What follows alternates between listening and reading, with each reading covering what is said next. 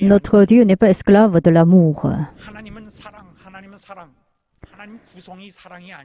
Et il ne faut pas penser à tort que notre Dieu est constitué d'amour. Quelle est la nature de Dieu? Ce n'est pas l'amour. Dieu n'est pas un esclave de l'amour. Donc notre Dieu n'est pas obligé d'aimer.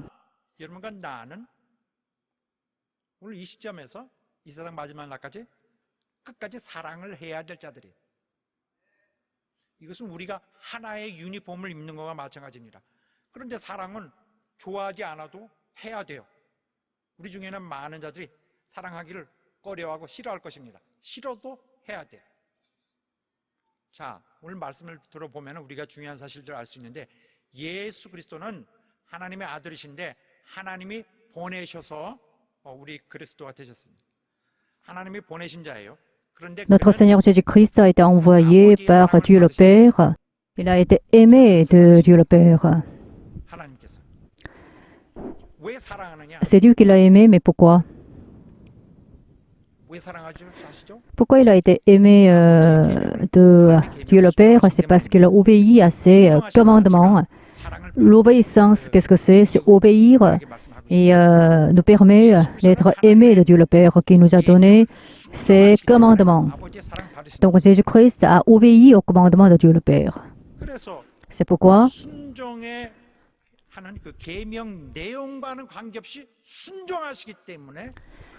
puisqu'il a obéi, il a été aimé de Dieu le Père. Il a obéi, alors c'est l'obéissance qui compte. Qu'est-ce que Jésus a fait? Il a porté des fruits de son obéissance. Donc Jésus-Christ a obéi. Et qu'est-ce qu'il a accompli en obéissant? Il a sauvé l'humanité et il a détruit le diable, il a jugé.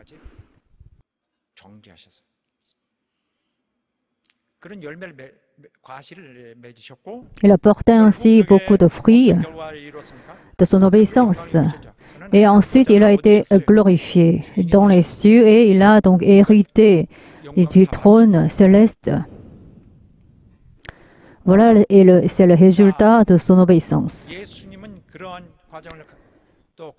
Il a ainsi passé ce processus. Et alors,